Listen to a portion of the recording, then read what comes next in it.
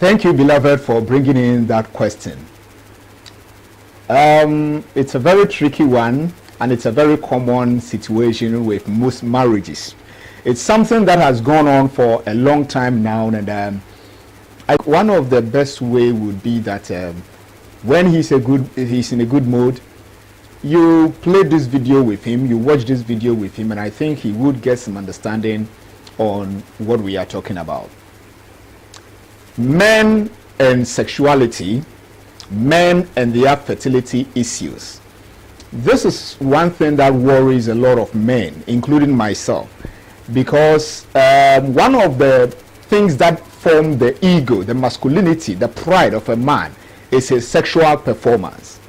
And so mostly it is very difficult for a man to accept the fact that they've got a problem with their sexual performance for fear of stigmatization, for fear of being thought to be less of a man. But it is not a problem. I need every man watching this video to understand that it's not a problem. Having sexual weakness at a certain stage of your life is not a problem. It is like getting any form of sickness. You've got headache, that doesn't make you any less of a man. You got malaria, that doesn't make you any less of a man. You probably even got gonorrhea, syphilis, you treated it, that didn't make you any less of a man. The same way having sexual weakness at a point in time of your life or a problem with your sexuality does not make you any less of a man or any less of a human. It is a sickness that you need to just work on and get healed, that's all. Don't make any big fuss out of it. And don't mind what anybody will tell you.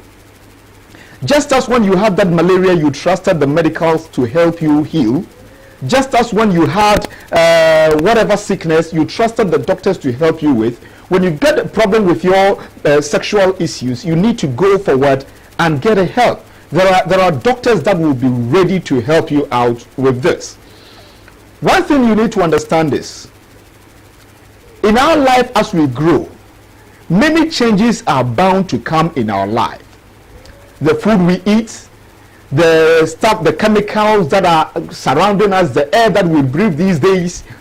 There are a whole lot of pollutions going around us that end up becoming sickness in our bodies and weakening certain agencies in our body.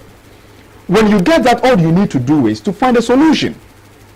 This is a problem that I often get where people would say that, oh, I had a baby with my ex, or I had a baby in my previous marriage, so I don't have any sexual problem.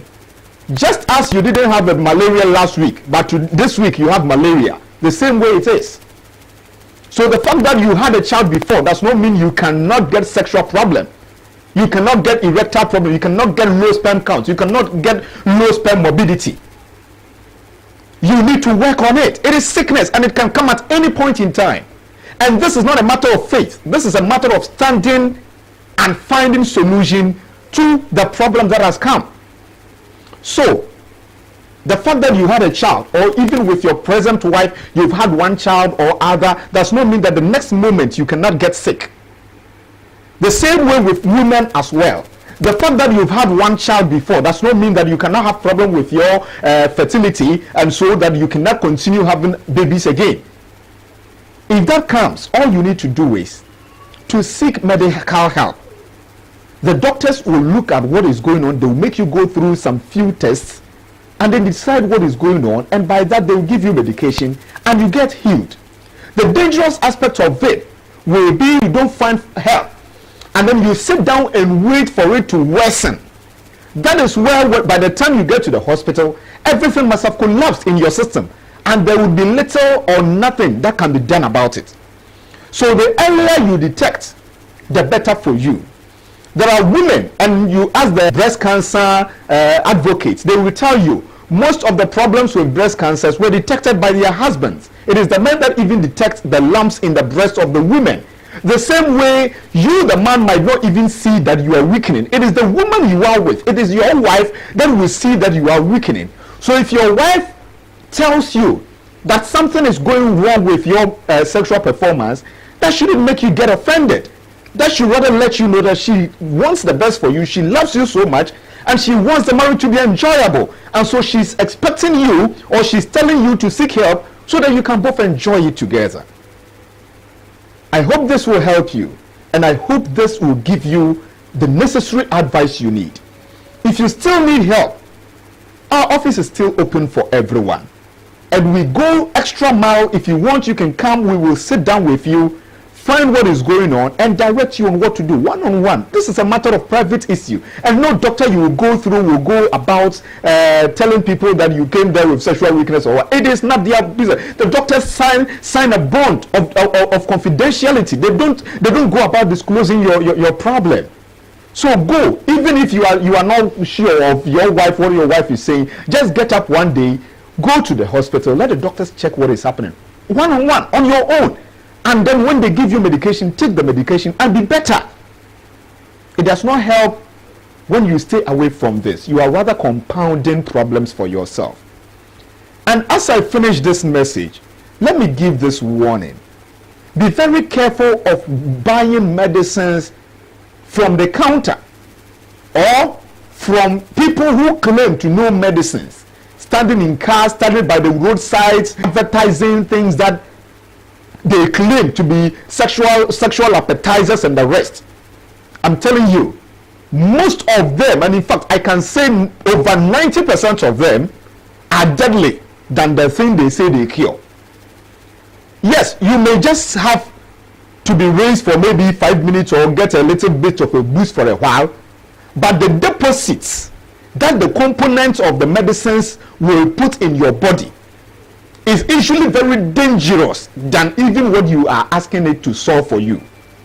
And this is what results in many cancer cases, prostate cancer. Sometimes it's as a result of the medicines you think you are taking to perform better. Go to a professional doctor. Go to a professional doctor to investigate, search exactly what is going on, and give you better help. A typical example, there is a difference between low sperm count and low sperm morbidity. But many people don't know this. The person is selling medicine and he says, oh, it's low sperm count. If you take it, you'll be able to make babies and this, and it will make your sperm thick. And that means the fact that your sperm is thick. People like us have learned, and we know that there can be your sperm can be very thick, but they might all be dead. All the things in there will be dead. Sperm morbidity talks of the sperms that are alive in your semen, and the low sperm counts talk of the number of sperms that you have in total. So the fact that a medicine or someone says you are not giving birth and it's a low sperm count does not mean that any medicine can. It could not be low sperm count. It could just be low sperm morbidity, and all this needs research to be done. And it's not done by the by the traditional medicine sellers and those hawkers about. You need a professional to take you through a series of tests and find out exactly what problem it is and give you the solution. Don't feel discouraged, don't feel disheartened, and that does not make you any less of a man. What will rather make you less of a man is if you don't seek solution and then you sit down until your whole system breaks down.